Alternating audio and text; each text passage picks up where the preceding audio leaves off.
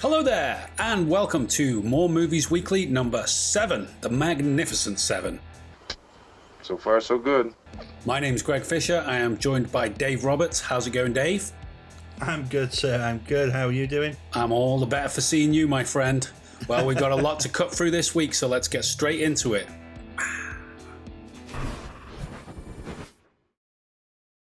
So, Dave, this week we watched the 1964 World War II thriller, The Train, directed by John Frankenheimer, starring Burt Lancaster, Jean Moreau, and Paul Scofield as the Nazi. I've been trying to get Dave to watch this film for a long, long time because he loves his World War II films. This is one he hadn't seen yet. So we stuck it on Saturday night and we had a good old watch, didn't we, mate? We did. Very enjoyable. Very, very, very good World War II film. Yeah. So it's very, very different. Exactly what I was about to say. It's a different film, isn't it? You think of World War II, you think of Saving Private Ryan or The Longest Day or A Bridge Too Far, massive battles, loads of tanks, two armies battling away on the front, but this is not like that at all. To set it up for those that haven't seen it, this is it's about the French resistance. It starts where we're getting towards the end of the war, but this one particular Nazi colonel is obsessed with rare art. Of course, the Nazis did not consider a lot of the abstract and modernist art to be of value in any way. They considered it degenerative art. But this one guy, he keeps it secret. He's keeping it on the lowdown, but he really loves all the Matisse, Renoir, Picasso, all this stuff. So basically, he bundles it all onto a train and he wants to get it the fuck out of France, back to Germany, where he can get rich or enjoy them himself in his house. He wants to hang them up. So the people who are concerned that the Germans are taking all this art out of the place, they approach Burt Lancaster, who is involved with the railroads, but he's also involved with the resistance. Wink, wink. And they say to him, look, all these paintings, they're getting taken out of France. This is our culture. This is our heritage. We need to do something. And he's like, I'm not risking lives on paintings. But one thing comes to another. He gets persuaded to get involved. And yeah, I should leave it there, shouldn't I, Dave? Say no more. That's the setup. Vive la France. Vive la France, mon frère. Yeah, it's, as we say, it's different. And I think that is the key phrase, because as you're saying, you think of The Longest Day, Bridge Too Far, The Dirty Dozen. I think of that period particularly, you're talking about the 50s and 60s war films. It was all very action-based. It was patriotic. It was really based on the Allies. And this isn't that. This is more personal. It's intimate. Yeah. And it's about the French resistance, which doesn't get covered much in... You're absolutely right. Go back to those days, the 60s. They weren't really making films like this. One thing I was just thought of to mention is that one of the minor criticisms of the film that some people make is that Burt Lancaster has got this American accent, and he doesn't do anything to try and change it. Thank God. I'm glad he didn't. But, he's got this American accent. He's supposed to be this key figure in the French resistance. He's like a French guy, but that doesn't bother me whatsoever. I mean, Burt Lancaster is just so good. And it makes me think of things like Hunt for Red October, and Sean Connery is supposed to be some kind of Russian submarine captain, but he sounds like a Scottish shit kicker. It reminds me of the heady days of Sputnik and Yuri Gagarin, when the world trembled at the sound of our rockets. Well, they will tremble again at the sound of our silence. So nobody really cares. It's like, when an actor is that magnificent, let them keep their accent as far as I'm concerned. It didn't bother me at all. And, I didn't think of it until it was you said afterwards that people had criticised it. And I just thought it didn't click to me at all and bother me. No? Because he's got such an interesting, unique voice. He has, it fits the character he's playing. Yeah. And actually, he doesn't say a great deal in the film. He's a very dialogue-like character. I just felt it worked and the whole context worked. But a great actor from that time, great film. This was kind of a big a film for him at the time. Sure. And he'd gathered up enough power. And, reading afterwards, it's very interesting because John Frankenheimer took over the film from another director, Arthur Penn. Arthur Penn, who famously did Bonnie and Clyde, amongst others. He was basically kicked off the film after only 3 days by Burt Lancaster. Wow, I didn't know that. I wonder what happened there. Well, apparently Penn wanted a more intimate film, focusing on the art and character development and stuff, whereas Lancaster was like, no, we need lots of action and emphasis on the high octane, so that to ensure it's like a big film that's successful. Yeah. Particularly because his previous film, The Leopard, had failed quite badly at the box office. Okay. So he wanted a big action-packed smash hit. Yeah.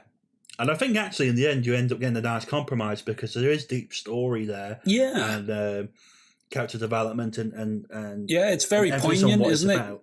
You know, there's moments in there and you think, God, you know, it's quite heavy, really. It is. And then you do get the fancy explosions and stuff.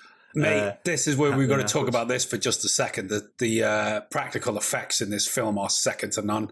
They actually crashed a couple of real full-size steam trains in this film. That was one of the selling points, wasn't it, to me, from me to you? I was like, you've got to watch it. They crashed some steam trains. It looks amazing. It's phenomenal in that sense because, you know, looking at it afterwards and you kind of see it as you're watching it. Everything they do is real.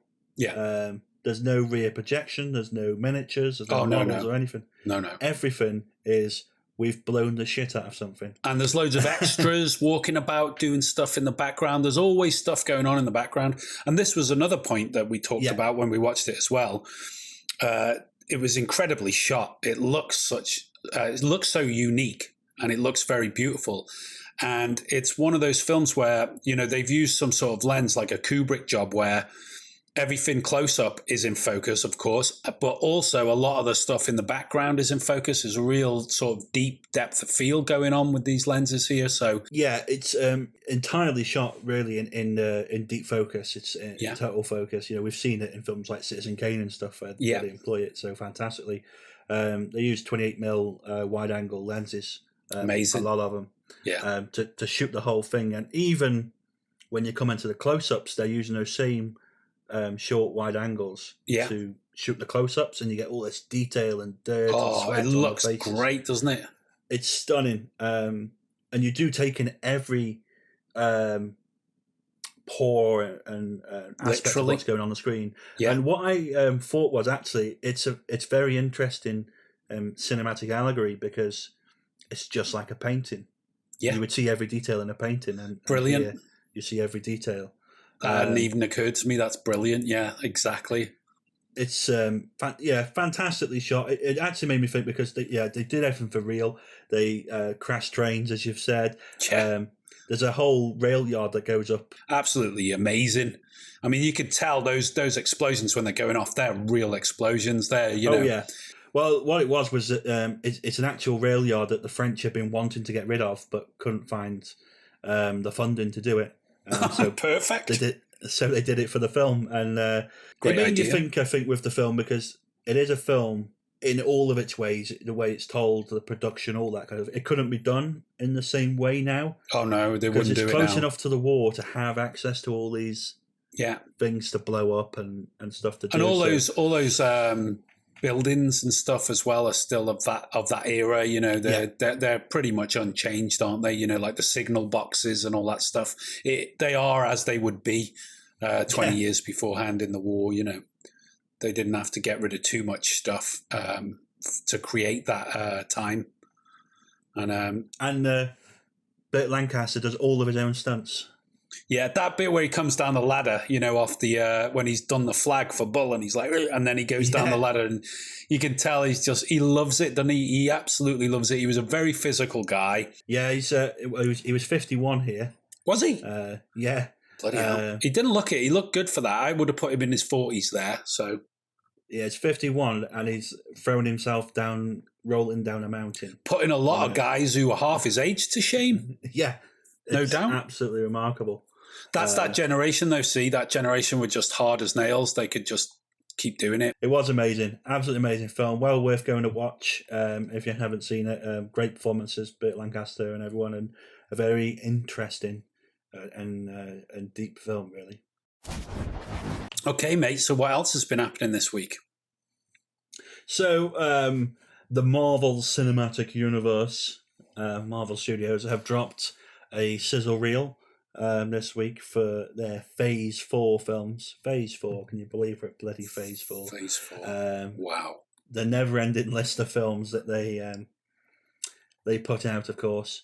And it was basically just a glimpse at, here are the films we're putting out for the next 3 years or so, and the logos and when they're coming out.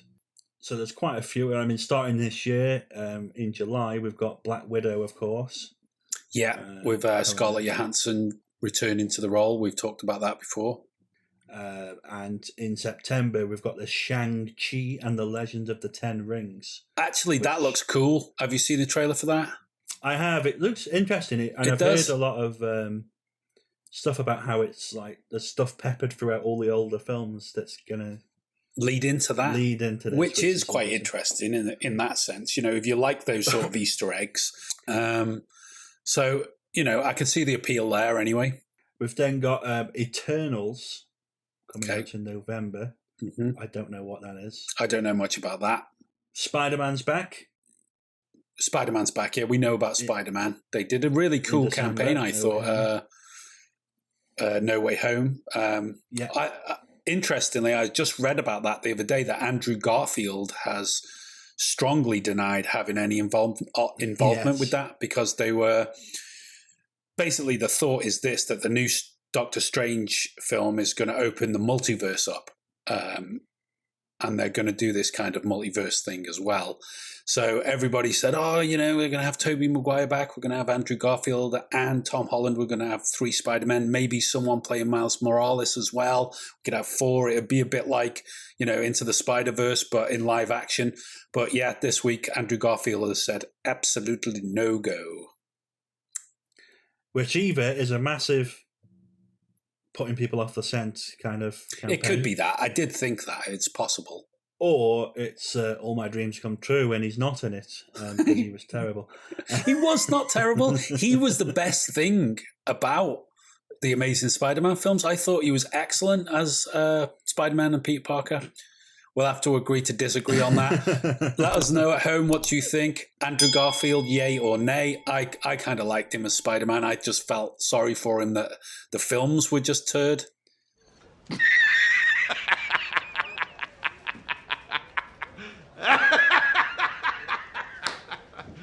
And talking of Doctor Strange there, so Doctor Strange is coming out in March. Yeah, I like those. In the Multiverse of Madness. Yeah, I like the first Doctor Strange. I liked his involvement in the Avengers, Infinity War and Endgame. Really cool. Benedict Cumberbatch, great casting for that character, in my opinion. So looking forward to more Doctor Strange stuff. Great character. We then got Thor, Love and Thunder in May next year. Thor, Love and Thunder, brilliant. Can't wait to see more from that. Ragnarok was excellent, really funny, really great film. I agree. Thor was one of the better. Well, the first 2 Thor films I felt were, you know, they were all right, but they were just kind of a bit take them or leave them. But they really upped the game with Ragnarok. And then for July next year, we've got Black Panther 2. Yeah, Black Panther Forever. Now this is dividing people, because obviously Chadwick Boseman is no longer around to play and he was Black Panther, so I don't know how they're going to do it. I don't know what the idea is. I would assume they just replace him. But I'm sure what I read before, they were saying they didn't want to do that. So okay, well, they don't have to, do they? They could, you know, this is the kind of thing, you know, you can be Black Panther, you can be Black Panther, you can be Black Panther. It's very interesting, though. Yeah. In November next year, Captain Marvel 2, or The Marvels. Another one that divides people. Not everybody loves Captain Marvel. I loved it. I think Brie Larson is super cool. Really like her. She's a very cool person. Yeah, I'll have some more Captain Marvel. I like her. I'll pass. What we do have, and this is probably the one I'm most excited for, May 2023, is Guardians of the Galaxy Volume 3. Okay. I love the Guardians of the Galaxy films. I think they're the best ones. It's very interesting, this one, though, because I'm sure the director was fired for some reason. And all the actors were saying we're not doing it unless he's back. So I don't know what the hell's going on. And then the final one they announced was February 2023, a long time in the future. Ant-Man and the Wasp, Quantumania. Oh, yeah. I like the Ant-Man films. I haven't seen the Ant-Man and the Wasp yet. I've seen the first Ant-Man, obviously seen, Endgame and Civil War. He's in those as well, but I haven't seen the sequel yet, Ant-Man and the Wasp. Will watch it. Did like it. So, yeah, I'll try and fit that in before February 2023 because when they bring out the third installment. Hiya, champ. How was school today? All right, get your jokes out now. Can you fix the suit? There is quite a lot of them, isn't there? I can appreciate people collecting them, having all the Blu-rays lined up like, comic books in a way. And it's, for those that love it, it's exciting. For those that don't, they're just going to groan and say, oh, more bloody superheroes. Well, I always think it's not my thing. But if those love it, great. You've got something to enjoy and there's plenty of it.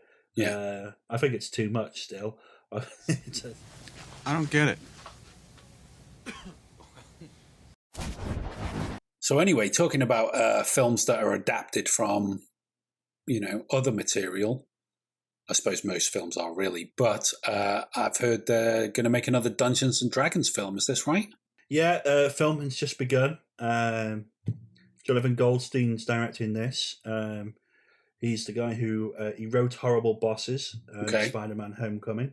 Okay. And Pretty he good. directed Vacation, which was that kind of rebootish attempt at the National Lampoon. I never saw that. Did you watch it? I haven't. I've seen clips and. Is Chevy in it? I think he's got a minor role. Oh, right, like a cameo. Yeah, I don't think it's a. I don't think. Imagine doing a vacation film without Chevy Chase as Clark Griswold. Why try and go back? What's the point in that? He also directed Game Night, which was I covered last year, which was a really good film. That was good. That was a good laugh, yeah. I watched that because you covered it and you said it was good, and it was. It was good fun. But it's a reboot of the old film from 2000. Oh, God, with Jeremy Irons. With Jeremy Irons and all that. It's... we've got Chris Pine and Michelle Rodriguez in this one. Oh, I like them both. They're good. And Hugh Grant's going to be in it as well. Oh, brilliant. Hugh Grant, who is also stars in the film with the highest rating ever on IMDb, which is, of course, the greatest film ever made, Paddington 2. Did you hear about that? I can't believe that's happened. It's mad, isn't it? Yeah, it was quite funny, I thought. I mean, at Christmas... we both caught up with loads of films. We wanted to watch loads of films that we hadn't yet watched, and Christmas time's a great time for movies, etc. So I thought, we'll watch Paddington. We'll see what it's all about. And fair dues, they are great films. They're brilliant family films. And Hugh Grant playing that, deliciously evil villain in the second one was brilliant. So he's done like The Gentleman, which he was excellent in, playing against type. He was the villain in Paddington 2 and he was brilliant. So the fact that he's going to be in this new Dungeons and Dragons film, great. It is. It's been quite exciting lately, hasn't he, Hugh Grant? So it's kind of like interesting. I like him. I think he's a good guy. I like the guy. It is great that he's moved out of the typecast roles and he's going to be in this Dungeons and Dragons. It'll be interesting because it's an awkward one, Dungeons and Dragons. I've watched some of the video games over the years and stuff, but the films have usually sucked balls. So that one with Jeremy Irons, I remember that just being an absolute dog turd. Let their blood rain from the sky! I used to watch the cartoon of it when I was a kid. There was a American cartoon, and basically it was like 4 or 5 kids. They go into this theme park ride, and they go into a vortex in the ride that takes them to the actual world of Dungeons and Dragons. And there was this little dude, he was like Yoda. He was called Dungeon Master. And he was like their guide. He'd pop up now and again and he'd tell them, you must do this, you must do that. And it was really cool when I was a kid. It was like Thundercats and the rest of it, all of those great 80s cartoons. It was one that I really enjoyed. But, when that film came out with Jeremy Irons, nothing to do with that. No. And I was bitterly disappointed at the time. I thought, they've just done I don't know what they've done. It was crap.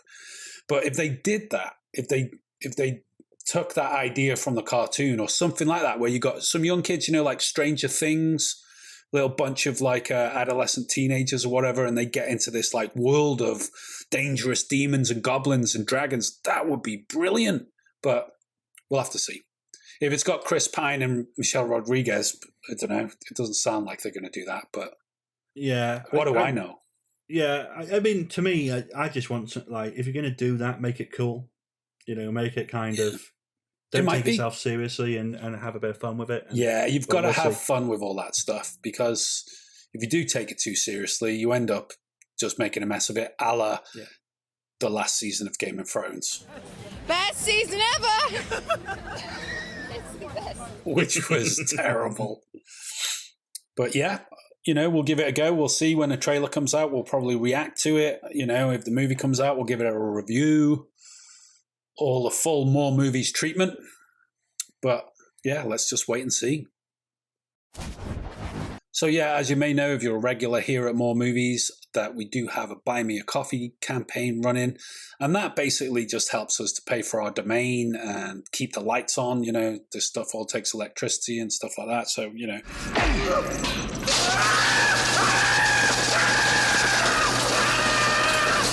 we're really, really grateful for those of you who have donated to us thus far. So we just wanted to say thank you very much to some people who've donated to us, which would be Rachel, Michelle, Monica, and Mal. So basically Charlie's Angels plus Bosley. The heart is a muscle. In bodybuilding, we exercise the muscle. Dave and I are really sincerely grateful to you guys. Thanks so much for making a donation. Yeah, enjoying the coffees right now. This is a fine Colombian roast. Mr. Thank you, Jimmy.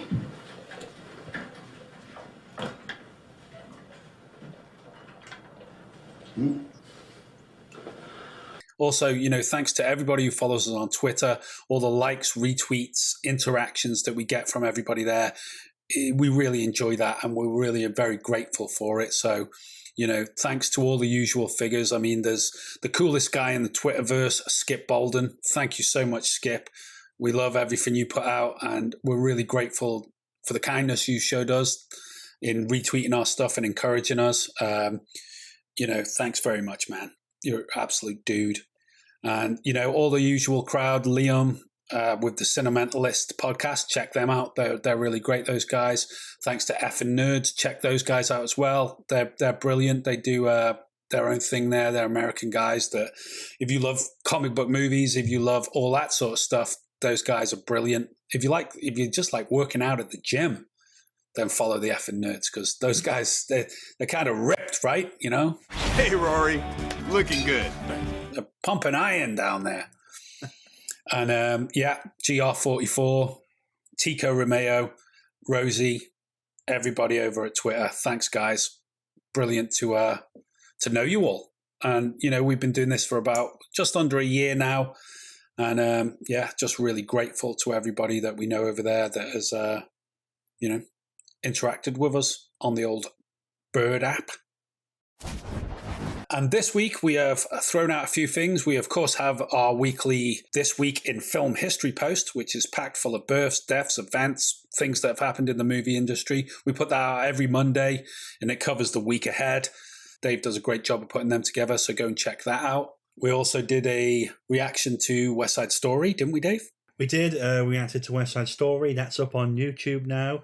The new Steven Spielberg remake of the classic original. So you can check that out. Link in the description below. Absolutely. There's also an article on the website for our top 5 Quentin Tarantino films, which you have written, Greg. I've also done a review for the Thomas Vinterberg film, Another Round, or Druk, as it's known in its native Danish.